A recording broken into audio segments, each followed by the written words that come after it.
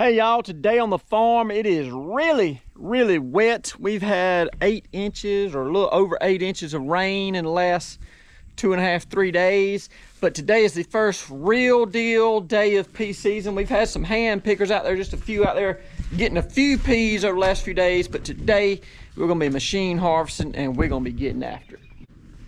During all those rains we've been getting the last few days, I've had the machine back in here so I can work on it. We've been going over it with a fine-tooth comb. I think she's ready to go. But first, we gotta get the tractor out there and get it hooked to the mower, and we're gonna go around the peas so that we got good access to them. For those of y'all that didn't see the shorts I put out yesterday in the rain, that is not supposed to be a pond. That is a peanut field.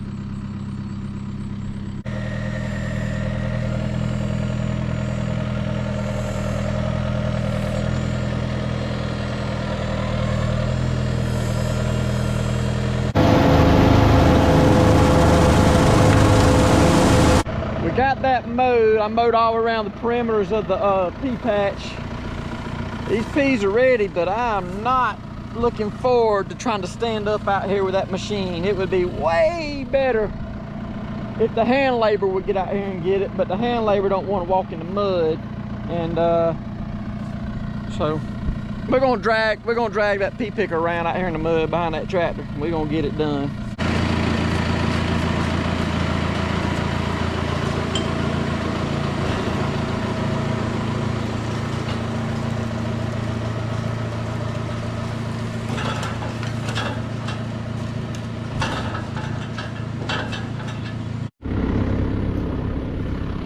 I mowed all down the side of the road here right up next to the peas so I can make my first pass driving in the ditch on dry ground. I feel like that'd be a lot easier than driving that wet field, so I know I would be able to get at least one whole pass through here because I'd be on good solid ground out here in the ditch. Let's see how it's picking.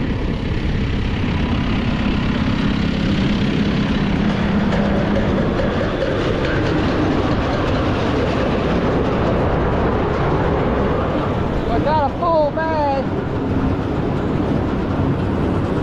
Stuff that's in there looks pretty good. I've gone about 75 feet, 75, 80 feet. We got a full bag. Let's see how much we're missing.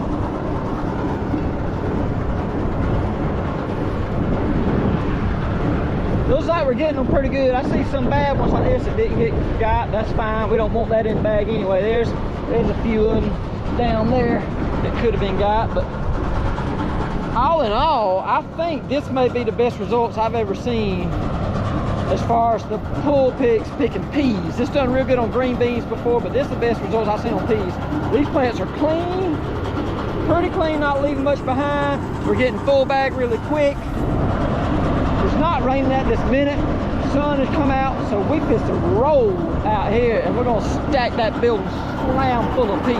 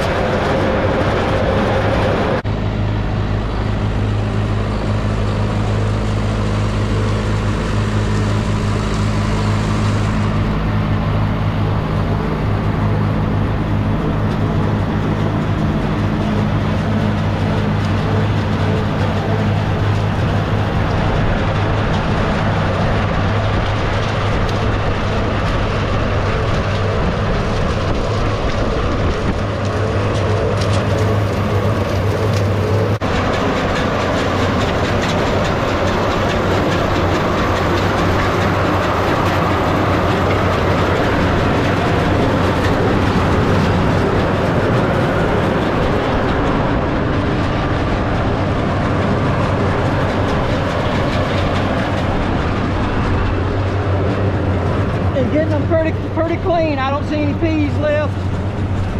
There's a few right there. Pretty clean though, pretty clean. As we get out into the field a little more, I got a lot more of these immature. So I can get a pea out of this one here in the middle, but this one here, I'm not gonna be able to shell anything out of that. We also got some like this that's getting over mature.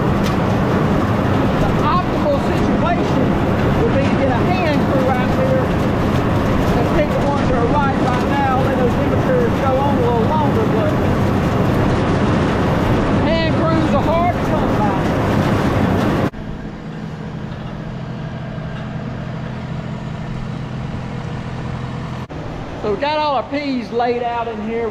I stopped picking because there's still a lot of immature peas there, just not quite where we need it to be. I think we're about a day out. It's nice to get out there and get a little sample and get some picked. But the majority of those purple hulls, like they're about another day to day and a half out. So I got these fans blowing air across here. I got the front windows and doors open on the store. Got the back garage open, so it's sucking air. We got to pull as much air across these peas as possible. They're wet.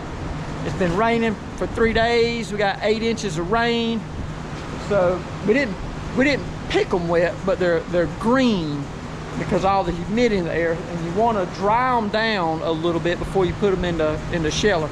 If you put fresh picked peas in your sheller, they will turn into baby food. So you have to blow air across them, not refrigerate them, blow air across them for a few hours, and then when you drop them in that sheller, it'll shell the fire out of them. My peas have been airing out for a little while now, so I'm fixing to cut on the big continuous flow sheller and start seeing what type of turnout we're gonna get, see what we're dealing with. The peas were a little bit immature, so it's gonna be interesting to see what's shelling out, see what our turnout is. This particular machine was built for me by Thompson Industries in Cairo, Georgia. A guy named Mickey down there builds them. He's good at what he does. And I bought an incline elevator out of an old pickle factory in Michigan.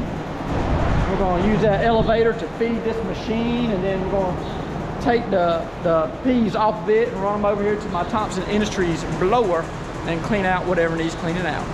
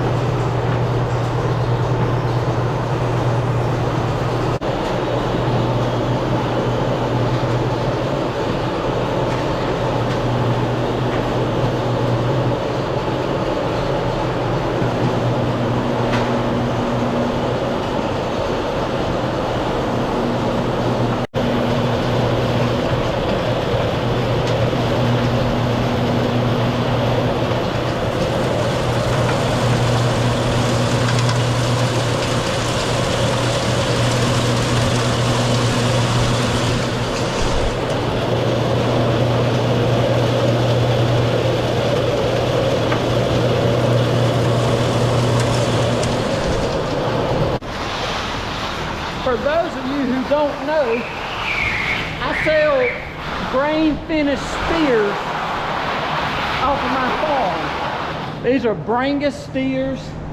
I feed them up big and marble them out on grain that I grew on this farm, and I grind that grain sorghum or corn, depending on what I'm using that year. I grind it with cottonseed or soybeans and clover hay. And that's the feed that I finish them on. That's how I marble the meat, because grass-fed beef is tough. I don't care what anybody tells you.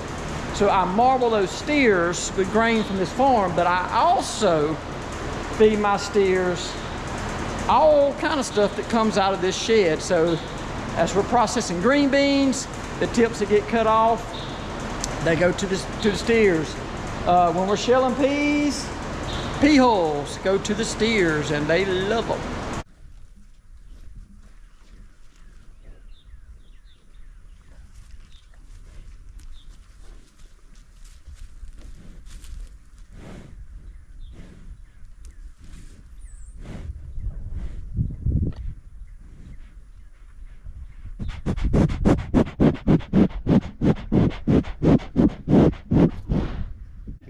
So you can tell from bringing this extra from my produce shed down here to the steers and being around them, it keeps them calm. They're used to interaction with me. Now, if I come down here with 6 or 8 people, they may act a little different, but they're used to one person coming down here and being around them and being in their space daily. And they've grown up like that, and so they're just used to it. And I found that the Brangus have a better temperament than most cows anyway.